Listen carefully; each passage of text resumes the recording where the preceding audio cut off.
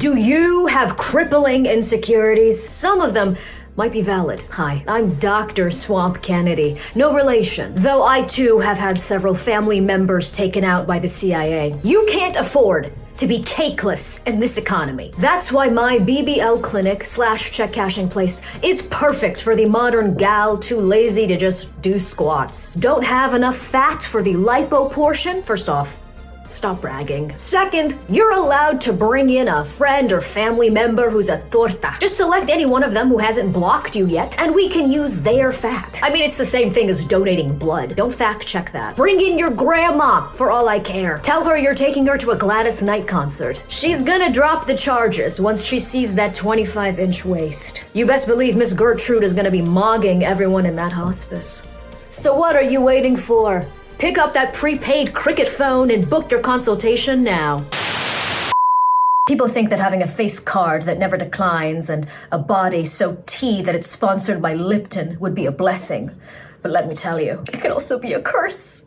Don't pan down. Y'all like my earrings? They were a gift. I have fully just transformed into like the funky substitute teacher that years down the line you find out was committing insurance fraud and didn't get away with it either. Heads up, there's gonna be some pretty heavy Soviet Kim Jong-un level censorship going on because the human form, which is not inherently explicit, is going to be featured in this video, and I'm not trying to get demonetized. Thank you to the head of Danny DeVito, because he's gonna be doing a lot of heavy lifting. It's a position that I think the character Frank Reynolds would be delighted to be put in.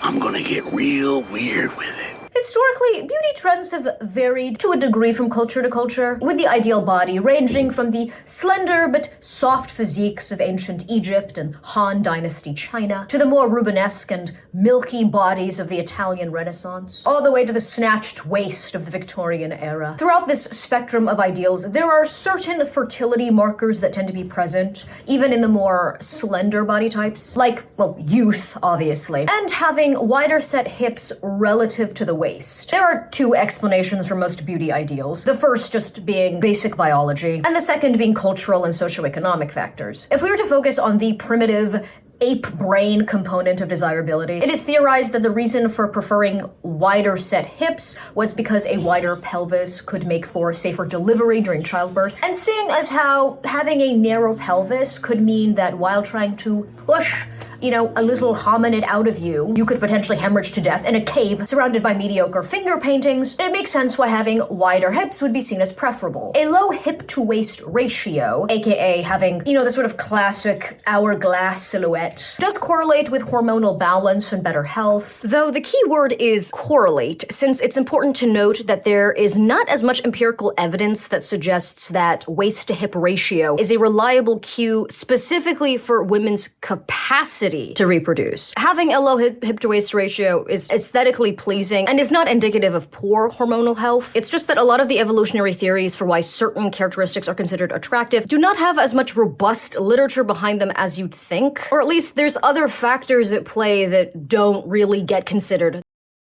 Even in historical depictions of feminine figures that are fleshier, most of the weight tends to be concentrated in the lower body, thighs looking like yogurt parfait. I kind of want to dig into their quads with a little spoon. This is where glutafemoral fat is stored. It's a crucial energy reserve, including DHA, which during pregnancy and lactation is crucial for infant brain development. What's noticeable is that even the plumper figures still have relatively flatter stomachs. I mean, they don't have like washboard abs, like me, midsection looking like a xylophone. It even plays musical notes when you hit the muscle. I should probably get that checked out. If they're depicted, bending over, they'll have stomach rolls, which, is pretty normal. Even if you're a thinner person because you have skin, it's supposed to bend. But rarely would these figures have a massive gut. You'd have to look towards, portraits of gout-riddled kings for that, flexing their third trimester bellies to their anemic servants. I want to pop that belly like a balloon. Considering that a lot of these are idealistic works of art, as opposed to portraits, which, to be fair, also had their share of re-editing, let's just say. You have to consider what these artists and sculptors would have just considered to be more visually appealing and symmetrical. So you combine the,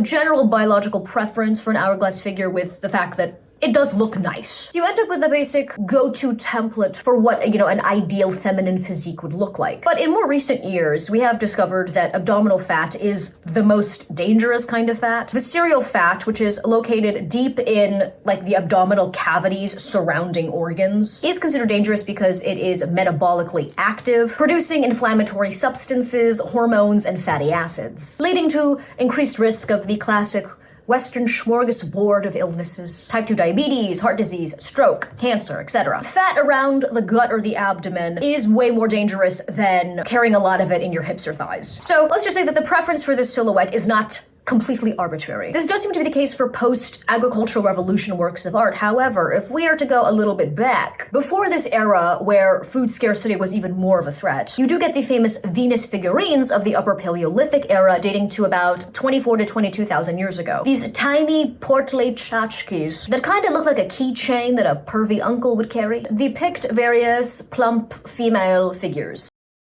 Though some have theorized that they might have been depicting steatopegia, given the almost 90-degree angle of some of their backsides. So this is a condition that causes the storage of excess adipose tissue in the hips and buttocks, which actually can still be observed in some tribes in South Africa, where I think there's just a higher genetic predisposition for this condition, and also, I imagine, as a result of food scarcity just being more common. And perhaps women with this condition in Paleolithic times were also more likely to survive. This condition was also used as a means of, frankly, dehumanizing and over-centralizing a lot of these women. The most famous example being Sarah Bartman. I don't have enough time to cover her story, but it's a rather tragic example of exotification and the horrors of the colonial era. Whether this would have been considered the ideal physical form during that era, or if they were meant to be fertility symbols or deities as opposed to depictions of actual women, they could have just been self-portraits, maybe depictions of pregnancy, maybe it was just some cave woman who was bored and doing a little arts and crafts.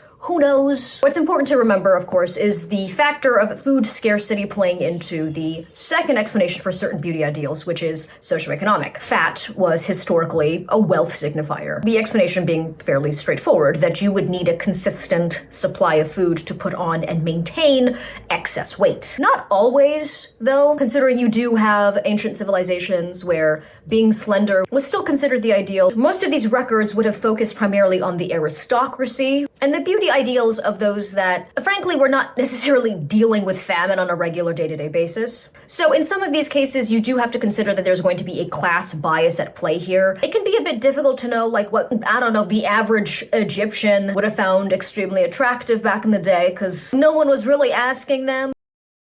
However, even to this day, there are some areas in which having a plumper figure is considered more ideal. For example, the rural communities of Mauritania, where young girls are fattened up in order to entice a husband. During the past 100 years, with the unprecedented rise of wealth and the creation of a middle class, at least in countries that have a mid to high GDP, technological advantages and the industrialization of farming and agriculture have, for the first time in human history, resulted in there being an even greater surplus of food. That's not to say that food shortages and famines still do not ravage a lot of areas of the world. However, noticeably, even in more impoverished regions, there is still a much greater surplus of food now than there has been historically. So now with food being abundant, not the best quality, but it's not necessarily in short supply, being slim is now a wealth indicator due to the inverse relationship between income and obesity. With the ability to afford healthy food, having better nutritional education, and the leisure time to be a gym rat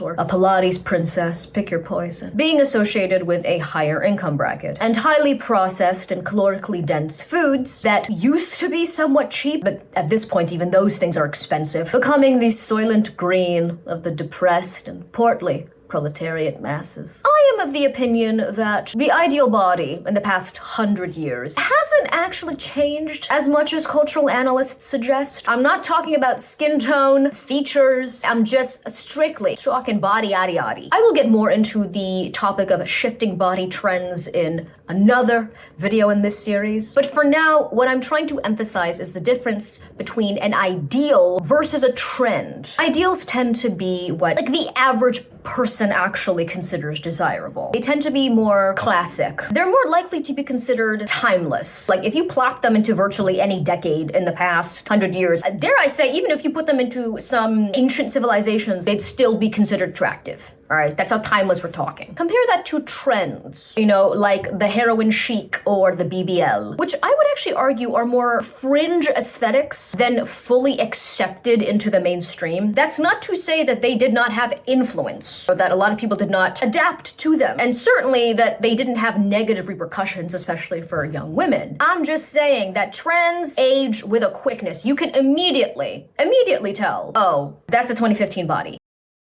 Now, trends and ideals can oftentimes overlap. The 2010s saw this with the continuation of the tall and slender, supermodel physique of the 90s. Just think of the sheer obsession with Victoria's Secret models and pink, especially amongst teen girls during that era. I still get PTSD flashbacks. Oh my gosh. I have such mixed feelings about this aesthetic because it does bring back nostalgia, but I also am reminded of this distinct fear that I had that these women would curb stomp me with their long legs like glamorous giraffes. And you didn't really have to go that far down this ideals rabbit hole before you got to the resurgence of the extremely unhealthy eating patterns that now, with the popularity of sites like Tumblr, could create even vaster communities. I guess you could technically call them that, which affected more people than, the shady dieting forums that littered the internet in the late 90s and early 2000s. So the 2010s BBL trend ran concurrent with these other subcultures. Just make no mistake about it. 2010 social media was definitely in large part responsible for this trend,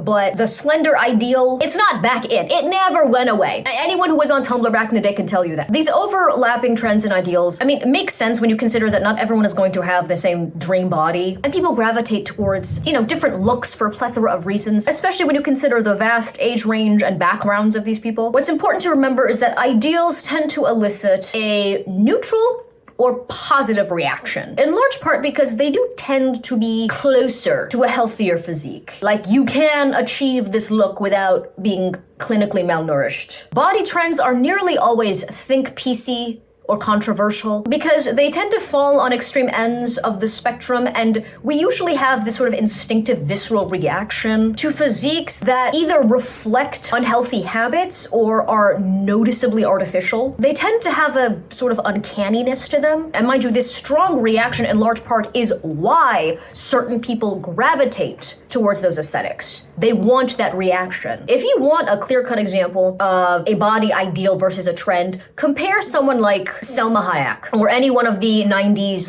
Amazonian supermodels, like the Versace Rat Pack. Now, compare them to Kate Moss. The former examples, though still slim, did not look sickly. Now, I don't have the comprehensive blood work of any of these women, so I can't speak to their exact health, but let's not be obtuse here, okay? You understand what I'm talking about. They looked healthy. The Naomis and Cindys were svelte, but they had some musculature. They kind of looked like glamorous beef jerky. You could plop them, or Selma Hayek in particular, in the modern day social media obsessed culture, and their physiques would still garner envy and people putting them on their Pinterest boards as inspiration. You compare that to Kate Moss, whose slenderness was definitely coveted by many young women, especially those in the grunge subculture. However, her physique was met with a lot more shock. And the more recent resurgence of the ultra-slim figure being trendy has been met with a similar level of concern. I would say probably even more. This is what I mean when I say something is an ideal versus a trend. Speaking of trends, especially those that are noticeably artificial, let's get back to the booty. Now, over the past 100 years, and well, frankly, even before that, there were always periods where the curvier end of the body ideal spectrum was desired. But the BBL trend is the most exaggerated mutation of that. But first, what exactly is a BBL? Thought to have been developed in 1960s Brazil by Dr. Pitangui, I don't think I pronounced that correctly, my apologies, who combined the principles of liposuction and fat transfer. By harvesting fat from chunkier areas of the body, usually the thighs and abdomen, purifying it, I assume via a magic bullet right there in the operating room, you could then transfer that fat to the behind and, portions of the patient's hips in order to reshape the patient's backside in a manner that not only looked more natural, but that didn't require implants. And you're using your own fat. That's no waste. By the 1990s, fat grafting techniques had advanced to the point where doctors could now contour other areas of the lower body, creating an even more proportional silhouette and hourglass figure. The purified fat that, I guess, is left over that they're not injecting into the glutes, I just assume they ship off to 7-Eleven. What do you think the slushies are made out of? By the 2000s, it had become a bit more mainstream. However, it was not until the 2010s that the procedure exploded in popularity, with a 90.3% increase in surgeries between 2015 and 2019. The BBL aesthetic was not just about the rear, though. No. It usually came pre-packaged with what most people would refer to as the sort of IG baddie aesthetic, characterized by a more curvaceous backside, usually paired with a larger chest. I mean, you had to look like you were smuggling 4 melons out of a grocery store, combined with an itty-bitty waist, and of course, you had to have a flat stomach, contoured up. I mean, you better look like a different race by the time you finish blending. Thick brows like baby caterpillars, laid down baby hairs, looking like river tributaries, tight fitting clothes, preferably Fashion Nova, the precursor to Shein, hand sewn by a small Vietnamese child. If after you manage to blue eyes white dragon together, that specific aesthetic, and you get an abuela to do the sign of the cross as you walk by, that's when Pretty Little Thing hits up your line. A lot of this aesthetic was just straight up copy-pasted from Black subcultures. Although some of them, like the Latinas, were also doing it. This is what used to be referred to as like urban fashion and makeup, which is just code for Black and brown people, mostly in major cities. Now, being a bit curvier was more of an ideal within these communities. Now, of course, there have always been like, thicker white women, some of whom I assume are on vacation in Jamaica right now. But for the most part, in Yakubian pop culture, curvy usually meant the chest. The lower body to an extent, like they'd have, maybe wider set hips, but usually the chest was being emphasized. So my bottom heavy white sisters were not being put on a pedestal. Now, looking back at the Black and Latina beauty icons and video vixens of the pre-BBL era, they were all still in good shape. Like, make no mistake about it. I know there's that recurring cheap joke about, Black guys being into fat white women. I mean, I just made that cheap joke a few lines ago. I never said I was highbrow. I'm not gonna sit here and pretend like there is not some truth to that. However, if we were to actually look at the beauty icons within this era, all of them were in good shape. Let's be real. Okay, this is still the entertainment industry that we're talking about. If a certain figure is gonna be put on a pedestal, yeah, they are going to be in good shape, okay? Please, make no mistake about it. Now, they did have a bit more musculature on them. I mean, there were definitely a few that were on the slender side. It's not like there weren't skinny, Black beauty icons or anything. The thing is that compared to the more ultra thin white celebs of the early 2000s and the 90s, they did end up standing out a little bit more. But once again, this wasn't really the response to 90s thinness as much as different communities tend to have different ideals. If you went to ask a random unk in a barber shop in the 90s what his ideal female physique was, I bet that he wasn't gonna say Clarissa Flockhart. Now, what made these beauty icons stand out even more was that during this era, flat butt propaganda ran amok in white pop culture. The general tone and musculature. Report those compliments to your before it gets so big it forms its own website. Bard Sir Mix-a-Lot even made a big backside anthem in response to the pancake pandemic. I like big.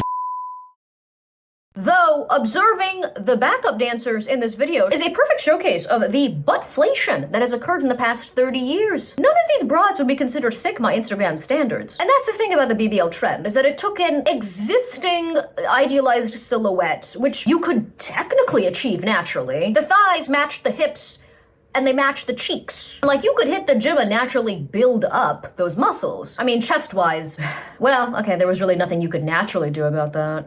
But it took that existing silhouette and it exaggerated it to an almost comical degree. I honestly think that this shift was due more so to the rise of adult content online and the general goonerish nature of social media, and we'll definitely get into that a bit later. However, the question still stands, how exactly did this bottom-heavy ideal cross over into the white mainstream? Because without that happening first, the BBL trend would have never gotten to be as large, no pun intended, as it became. Once again, social media is a huge factor for this cultural exchange. The 2010s saw an unprecedented rise in internet use, bolstering a lot of social media platforms into the mainstream. I mean, they were popular before, don't get me wrong, but this time they were, at your fingertips, especially with the advent of smartphones. Now, this resulted, for the first time really, in a global youth culture that was a kind of multi-ethnic and cultural soup. I'd say the 2000s were really the last decade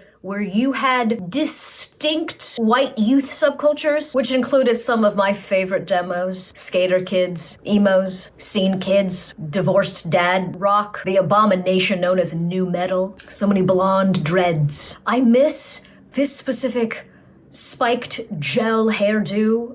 Something about it was so chic, and you knew these kids were never up to any good. The amount of ER visits these kids are responsible for. Now, it's not like there was this hard line segregation between these subcultures. There was always crossover.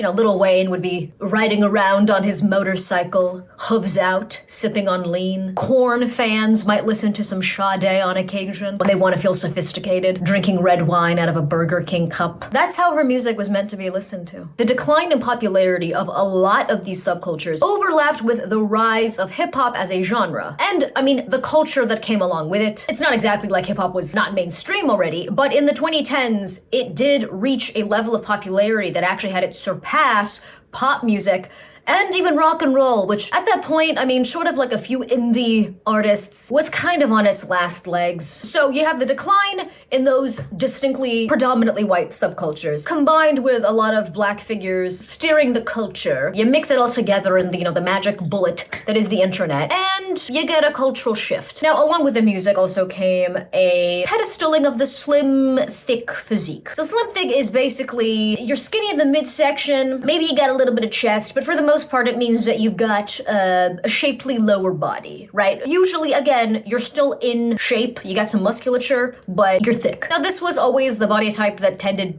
to be held in high esteem by rappers. The only difference is that for the first time, you had a large number of white youths starting to see this body as desirable. Not necessarily the women who had those body types, more often than not, that silhouette just on a whiter woman. You know what I mean? It was Aryanized. So what the sort of hegemonic body ideal had become a bit more flexible. Like the supermodel body type, let's be real, that was still reigning top dog in a lot of these Jacobian circles, especially for the younger women. However, there was a little bit more room on the boat. Now, hip-hop as a subculture and rap as a genre of music would have never been able to reach the level of commercial success if it was not appealing to the largest demographic in the country, who also had the most spending power. This is especially true of gangster rap and the 2010s rise of trap music. No one loves violent, ignorant, hood rat, generational trauma creating, DA's office is taking notes, self-snitching lyrics type music and sheltered suburban kids.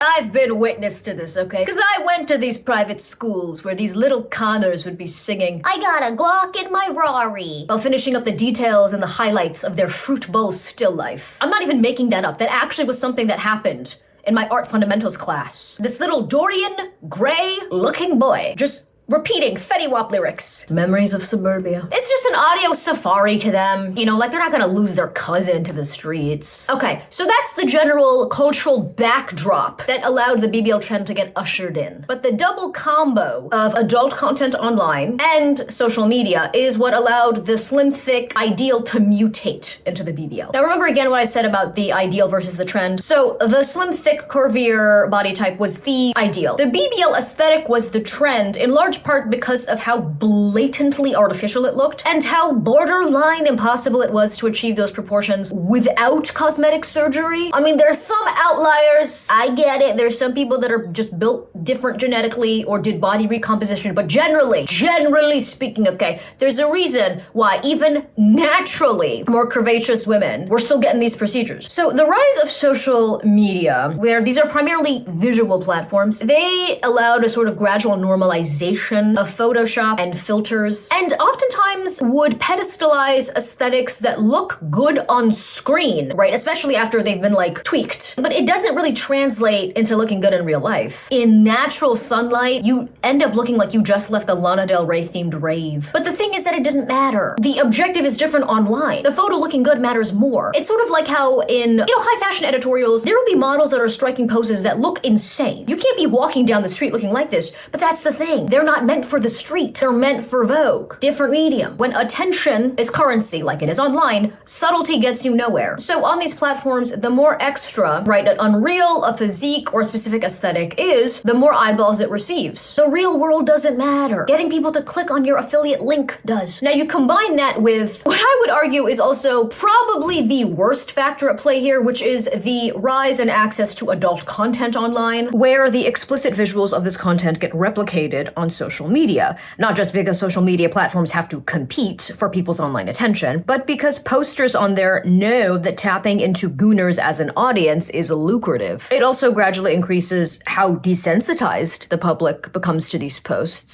So that just becomes an ingrained aspect of online culture. And because of how acclimated our brains can get to certain strong stimuli, certain Gooners require the visuals to get even more extreme. This is why the proportions of the slim, thick physique, which was already heavily objectified and nearly always featured in media that was meant to be titillating, became even more exaggerated. So it's not shocking that a visual platform like Instagram that has a business model where one of the foundational pillars of that app is gooning, has always been. Gooning, for my not perpetually online viewers, just means publicly lusting, I guess, for lack of better words. If you've ever looked at the comments section of an attractive person posting anything online, and there's a bunch of comments that say something along the lines of, mommy, or, daddy, you Freudian freaks. I'm gonna start pelting these cretins with small pebbles like they're a rabid stray dog. Or it's a person whose profile pic is their actual family commenting a bunch of suggestive emojis. I wish that these people's, ancient ancestors could read these comments. They'd probably throw them over a cliff as some sort of pagan sacrifice. Those people, those individuals commenting, those are Gooners. Now, considering how much of Instagram's success is due to these kinds of viewers, it's not shocking that the same rules that lead to even more extreme kinds of stimuli in adult content or really exaggerated features would also apply to people posting on Instagram.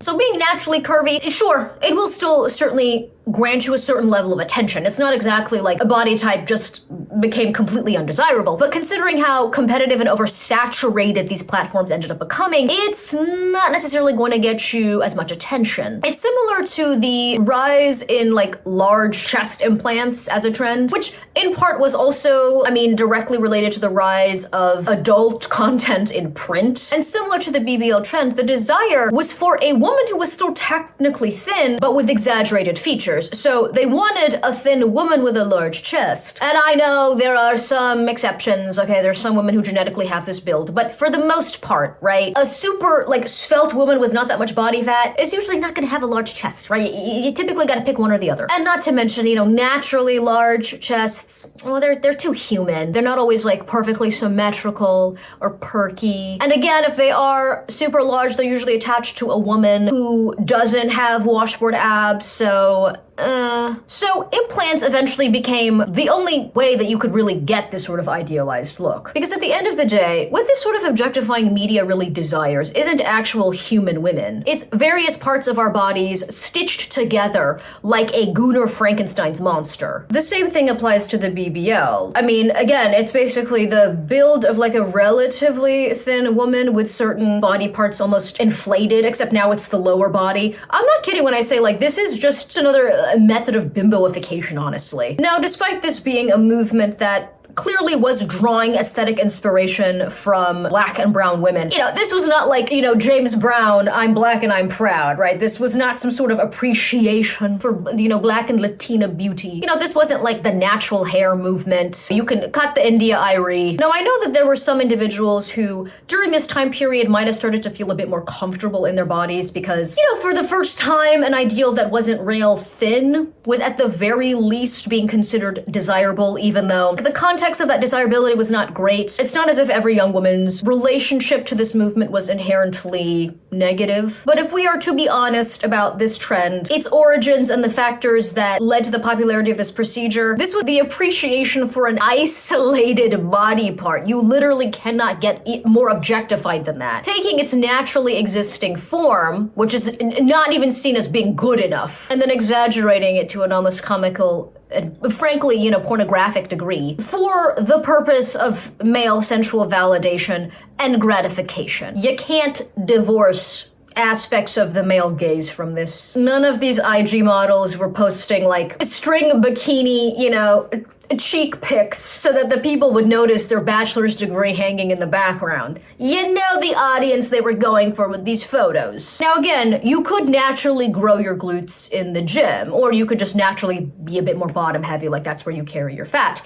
The thing, of course, is that your thighs are usually proportionally muscular or fatty. The reason that you almost needed to have, you know, this procedure done in order to achieve the look is because the BBL aesthetic combined having like smaller thighs with a larger backside, still with like a completely flat stomach, with very little musculature. That's another thing I've noticed about this physique, is that most of these women did not really desire to have that much definition in their legs. And the cherry on top would of course also mean having the larger chest, which you can't really do anything about naturally. And of course, having no cellulite, no stretch marks, you know, nothing that someone who might naturally have this build might possess. Again, you're not really supposed to look human. And this is actually what's crazy about the ultra thin, you know, ideals of yesteryear, is that weirdly enough, they were actually more attainable than the, you know, the BBL aesthetic, because at least those women were thin everywhere. Like it was a proportional thinness. The means by which people achieved them were, I mean, certainly not ideal for the most part. However, it was something that didn't necessarily require extensive cosmetic surgery, which sadly is why I think that that ideal in part has made somewhat of a comeback. It doesn't cost you anything monetarily. It will cost you something mentally and health-wise, but that is technically another variation of an unhealthy body trend that you can get for free. You can be broke and tap into that trend. You can't really do that with a BBL. Now, I've mentioned how social media played a role in,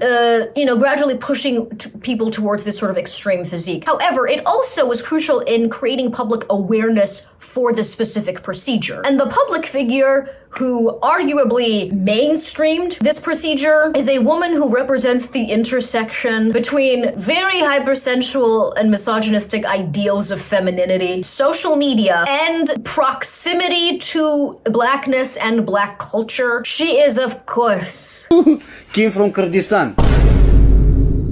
Already a curvier figure amidst the 2000s it girls, Kim acted as a sort of transitional figure ushering the new era. Now, she was obviously white, but before all the nips and tucks, where you could tell that she was part Armenian, she looked ethnic enough where, you know, she blurred the racial lines a little bit. From a marketing standpoint, and if the Kardashians know anything, it is shameless marketing, this did allow her to have more crossover appeal than, say, a Paris Hilton, who even at her most controversial, I mean, reeked of waspiness. Maybe a lower back tattoo variation of wasp. You know what I mean. And make no mistake about it, if Kimmy did not appeal to both unks and, more importantly, white Arizona State frat boy types, if she did not have a relatively wide range of men checking for her via the domino effect theory, BBLs would have never, ever reached the level of popularity that they did.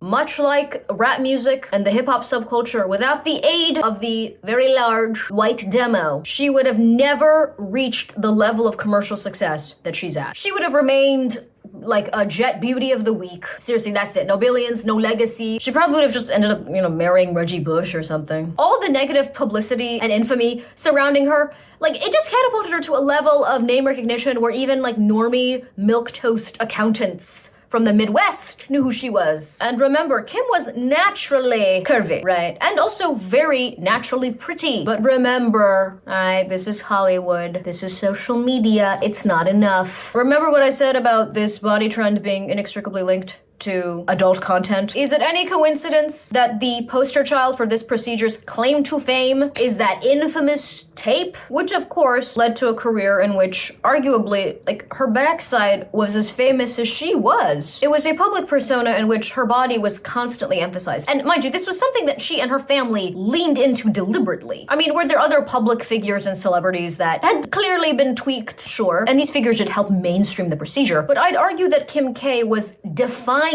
by her physique much more than a lot of these other figures who were still first and foremost their actual profession. Like Nicki Minaj was a rapper, first and foremost. Was.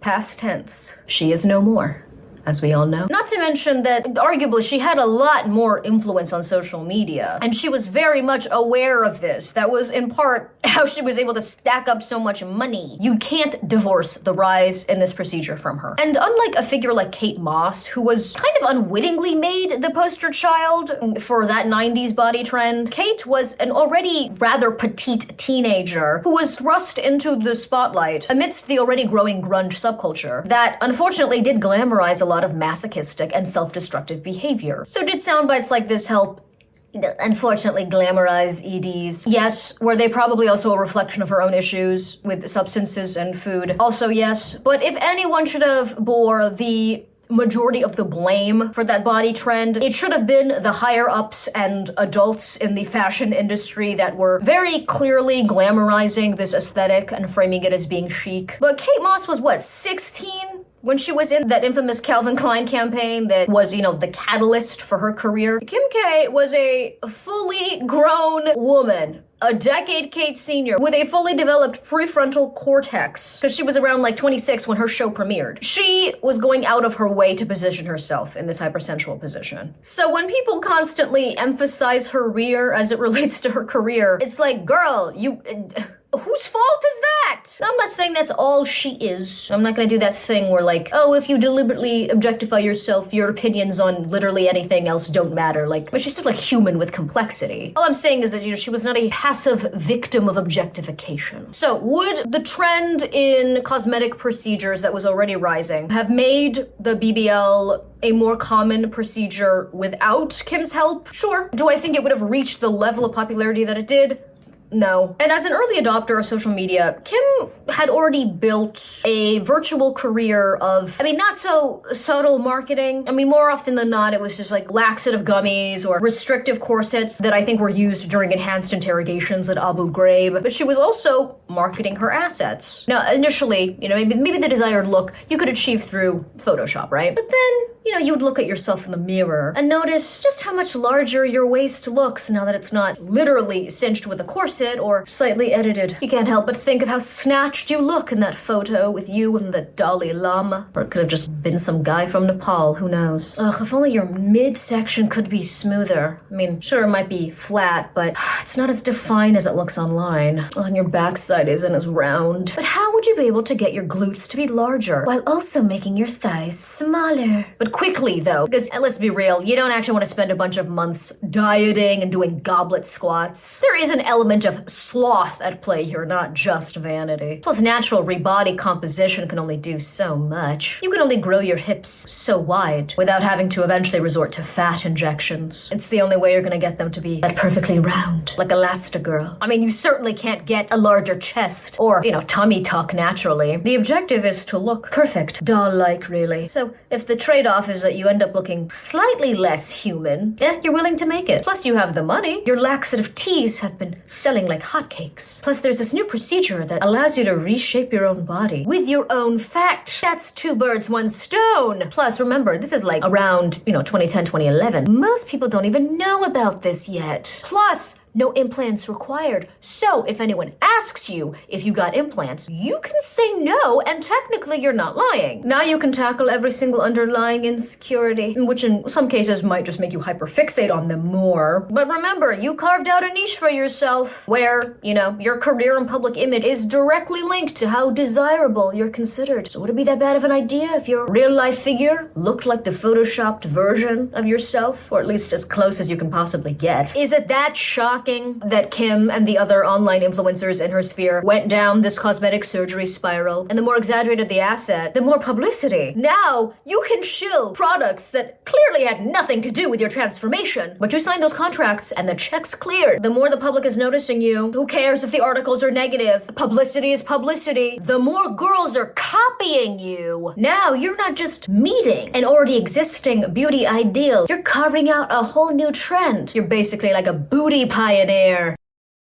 Now, it's also not a coincidence that Kim, and then, also Kylie technically, booed up with, some of the most prominent rappers of that era. Once again, remember what I said about that intersection? Riding the wave of the most popular subculture of that decade. I'm not saying that these were entirely PR relationships. I wouldn't put anything past Chris. I'm just saying, okay, that these women are very aware of their public image and curating it in a manner that is going to be the most socially or financially advantageous. But their proximity to these relevant and, at the time, respected pop culture figures, black ones at that, not only granted them a sense of legitimacy, but it also did physically grant them, and by extension the BBL aesthetic, access into otherwise exclusive spaces, like the world of high fashion. And that's how the BBL procedure makes its way from the operating rooms of Brazil into, accidentally bumping into Anna Wintour at the Met Gala. Now with this mainstreaming, of course, comes not exactly the normalization of this procedure, because I would say that it was never fully embraced. It became more common, but the BBL aesthetic and the procedure was controversial from the get-go. It was always met with a lot of criticism. Like Kim K and those other influencers, as much money and attention and lust as they got, were constantly ridiculed. Either on a superficial level, because clearly the aesthetic was so noticeably superficial. There was also valid points made about how this was ushering in an extremely exaggerated and misogynistic ideal of beauty that was normalizing, frankly, like body dysmorphia. You don't get this much extensive cosmetic work done unless you are fundamentally uncomfortable with yourself. And to top it all off, the fact that a lot of these women, the Kardashians in particular, were lying through their teeth about getting these procedures done and then using this image to shill out fraudulent products. Like, what do you mean this lotion made your tatas grow? What are we talking about here? But here's the thing. Most of these influencers and the famed K family themselves, they don't care. The money's still coming in. Plus now they got offspring. They're probably more preoccupied with them than, I don't know what random video essayists are saying. But more importantly, there are enough people with deeply held insecurities and a little bit of money in their savings that do not care about getting the feminist stamp of approval from an op-ed writer at Jezebel. And to them, maybe what they prioritize more is actually being seen as desirable, or at least their image of what is considered desirable. Let's be real, a lot of them are not naive. They see the kinds of girls that, men around them are gravitating towards on social media, and they might not want to admit it out loud, lest they get labeled, regressive or a pick-me, but maybe some of them do want that male validation. As shallow and as surface level as it might be, if you've never had it in your life before, the allure of finally being considered,